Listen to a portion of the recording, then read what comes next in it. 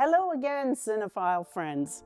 Here we are with Bits and Bites on Italian cinema and other stuff, a video podcast created by a pseudo film critic, which is me, Tonia Pelza, for ICFF, the Italian Contemporary Film Festival.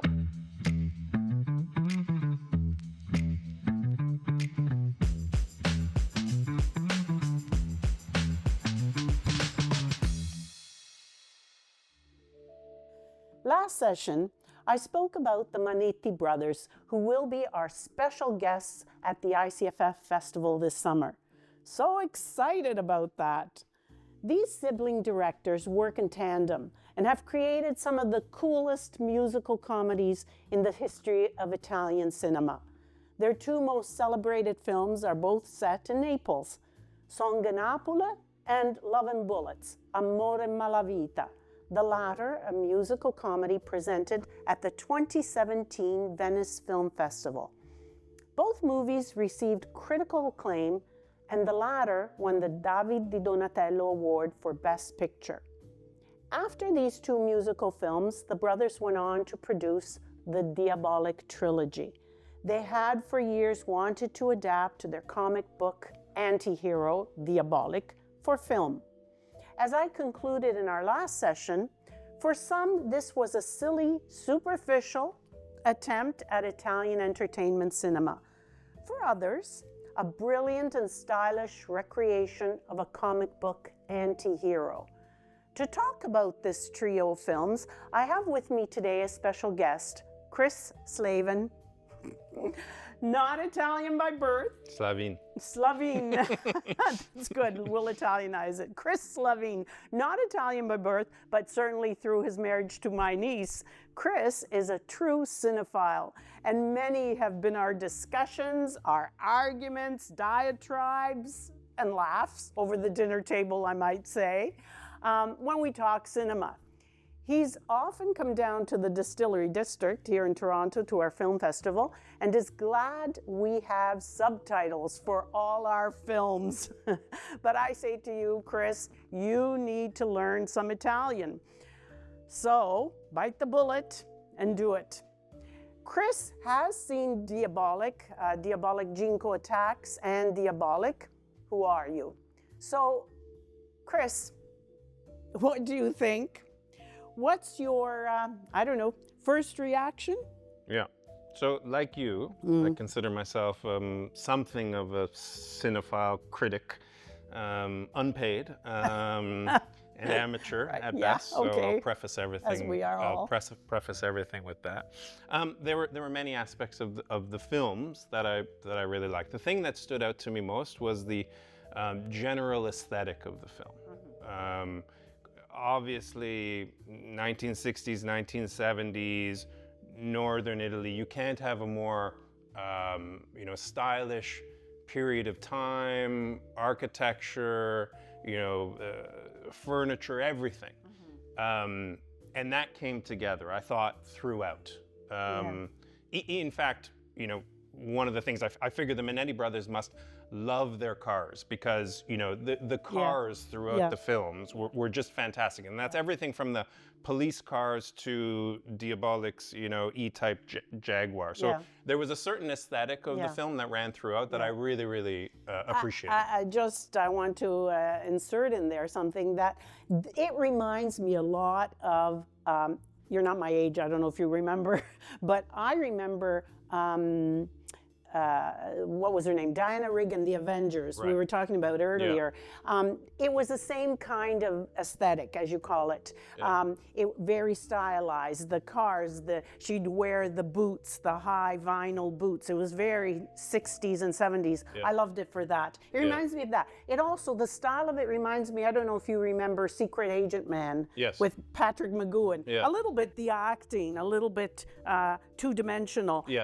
So yes, I agree with you on that, on the look of the film. Yeah, there were certain scenes like Eva Kent in the second film, Ginko Attacks, where she's on the lam. I guess she's always on the lam to some degree. When the audience is unsure as to whether or not she's plotting against Diabolik, The scene with, I think she had this big, beautiful hat on and long red sort of coat, and just the, you know, the general aesthetic. And she, I thought, was fantastic throughout in all three films. I think she really captured that character and did a great job. What about Monica Bellucci? Do you like her? Valeva la pena aspettare. Well, I mean, full disclosure, I think I'm married an Italian because of Monica Bellucci. So I am, there's like 3 women in my life that I love: my mother, Monica Bellucci, and my wife. Oh, basically. wait a minute! You better put that in order Right. for the sake of Christine. Christine, by the way, is my niece, so nothing bad. No, she knows.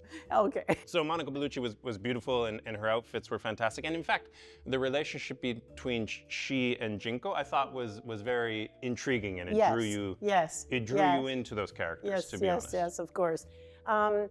Yes, you're right. But okay, so that's the look. I agree. But now you brought her up a little bit, the characters. So let's talk about that. Yeah. I know how I feel about it. I mean, my favorite, of course, is Diabolik, Ginko Attacks, and there's a reason for that because Diodato, he's my favorite singer. Everybody here knows that. Sang a marvelous, magnificent song, which, by the way, won the best song for a movie with the David Di Donatello, which I'm really proud of. But anyway, aside from that, tell me what you thought about, the characterization. What do you think really about the films? Yeah. So I'm generally more. I like art house films because I'm a wannabe film critic, obviously. So the sort of like campy, comic book-esque sort of genre is not my favorite, so to put that out there. What I did feel was like Diabolik as a character, from the research and reading that I did, is a very complicated character, psychopathic in a sense, and has an enduring quality, has to have an enduring quality because that comic book has been, in circulation forever and continues to be. And it's a mystery why it's not a popular comic book outside of Italy or outside of Europe. Yeah. So the character of Diabolik is meant to be very, very complicated and sort of like draw you in. What I did find, at least from the films that I watched, I didn't see the first of the trilogy. So I'll preface it by that. But I felt like those 2 other films were sort of didn't explore the character that well. It didn't draw me in, to be honest. I was more drawn into Ginko and some of the other characters. But because of the actor that played the no, not necessarily. I think that Diabolik just ended up being secondary in both of those, as a character in both of those films. In the second film, Kisei, he was kind of like, tied up for most of the film. Yes. And then in Ginko Attacks, he sort of isn't all that present throughout. He's in costume most of the film. Yes. So it was hard to get captured by him or that character. I want to, in a sense, not defend, but I think he played it in the way it was meant to be played. That is, rather than a 3-dimensional real person, he played it in a 2-dimensional character, as the comic strip would have wanted. Yeah. And I think that the Manetti brothers possibly did that on purpose for that reason. You mentioned the Diabolik Kisei, and he was tied up. Do you know, I find that was that one area where he actually revealed more of his humanity. He talked about his origins, etc. So I think he revealed more of the person that he was. Sure. So, taking him out of that 2-dimensional frame that he's sort of been blocked in, And I think the origin story of that character is a very interesting one, and I can see why the Manetti brothers were drawn to that story. To reintroduce the character. Tell us about it. It's an interesting. That's not giving away any spoilers. What was the story? I think like clearly one has a bunch of questions as to what has driven this character into being this like super criminal, still with an ethical underlying sort of like tone, but unlike a Batman or many other sort of like noir characters of Marvel and DC, this character is willing to kill which is interesting. Yes, but he only kills those that are worse than him. Yes. And only when necessary. Judge and jury. Yeah, exactly. Only when necessary. So that makes him a little bit of a, rather than a villain, an anti-hero. Yes. Even, I would say, even at times he becomes a bit of a Robin Hood. No? No? Possibly. He steals.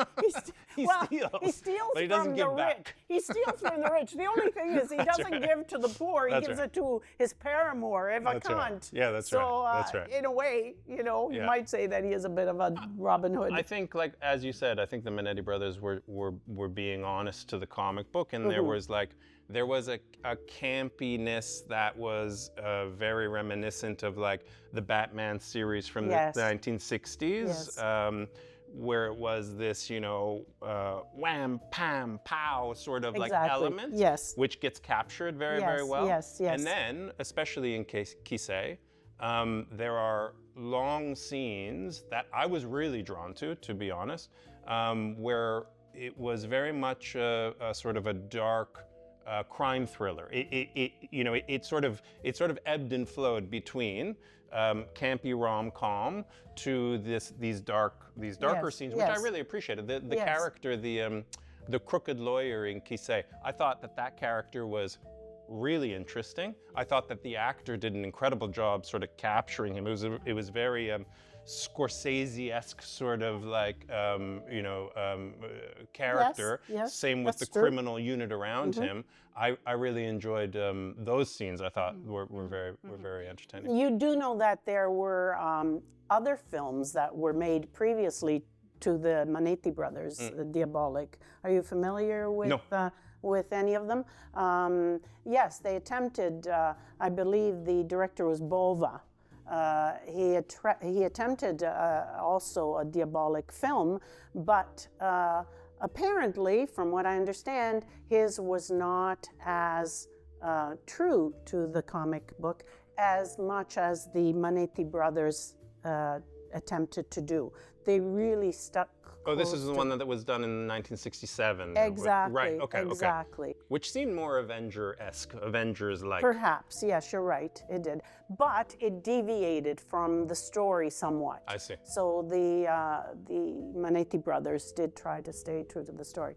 So yeah, I really enjoyed them. Yeah, I think that they're, yes, of great entertainment value, but I think that at the same time, whether we agree on that or not, I think that it's not just black and white. Agreed. I think that there's a grayness to the story and to himself, to Diabolik, that needs to be discovered, delved into. And maybe we can do that by going to see the movie at this summer at the film festival. I'd it's love going to to see be it at again. the ICFF Film Festival this summer. And again, you've got to come because I'm going to introduce you to the Manetti brothers. How'd you like that? I would be an honor to meet them, okay, quite obviously. Wonderful. Maybe I'll say one other thing about Diabolik and my comment on sort of missing the character of Diabolik. And it's not a criticism against the actor himself. It might be just that I was jealous that he's so good looking. I can't like this guy. No, quite possibly. Okay. Maybe that's why I don't like Monica Bellucci. All right, okay, well, we're in the same camp. We're in the same camp, yeah. Anyway, we'll go see the film this summer. I'll treat. How's that? Perfect.